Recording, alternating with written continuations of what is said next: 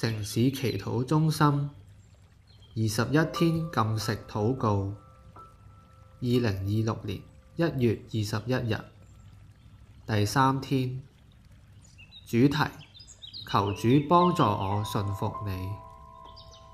經文：我們曾有生身的父管教我們尚且敬重他，何況萬靈的父，我們豈不更當順服他得生嗎？希伯來書12章9節。故此，你們要順服神，務要抵擋魔鬼，魔鬼就必離開你們逃跑了。雅各書4章7節。盜賊來，無非要偷竊、殺害、毀壞。我來了，是要叫羊得生命，並且得的更豐盛。約翰福音10章10節。撒母耳說：耶和華喜悅燔祭和平安祭，豈如喜悅人聽從他的話呢？聽命勝於獻祭，順從勝於公羊的脂油。撒母耳記上15章22節。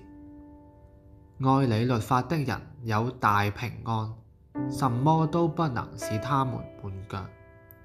詩篇119篇165節。訊息：因着我們長久生活在被世界扭曲了的價值觀下，我們很多部分已被世界同化，我們的心思意念、思維模式、行為模式等已遠離了神的心意，而聖經和聖靈成為我們屬靈生活的指南針。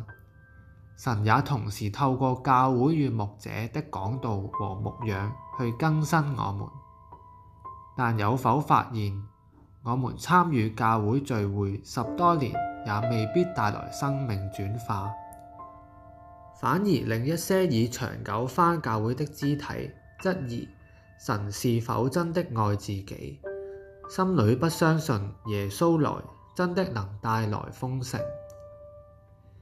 然而經文告訴我們，信服神就能隔絕一切偷竊、殺害、毀壞我們生命的魔鬼。所以我們應當反思的是，我們的生命有否持守神的真理，有否聽道行道，還是我們只為滿足信主的要求而返教會，為了滿足主內肢體相交或朋友相聚而參加小組，為了服侍能顯出自我價值而出席主日？渴慕屬靈生命成長的你必須省察，求主光照我們，能明白真實的自己，好使我們有機會快快悔改，信服神透過聖經和牧者的一切教導，哪怕是自己不想做的，也因為相信和信服神而遵行，必帶來豐盛的生命。禱告：親愛的天父，感謝你透過聖經告訴我們應當行的道，但求主赦免我的軟弱、任性又叛逆，常常忽視你的話語，不遵行你的道。求天父賜我能力遵循你的律法，使我不再跌入試探中，能以有能力抵擋一切誘惑。也求天父給我一顆謙卑的心，明白信服你是我生命最大的益處和幫助，不再活在自我中而堅持己見，也幫助我更愛你，好使我更容易信服你的道與誡命，在每件事上也能夠順服，天天遵行你的吩咐。奉主耶穌基督的名禱告，阿門。而家我哋有啲安靜嘅時間，聆聽聖靈嘅聲音。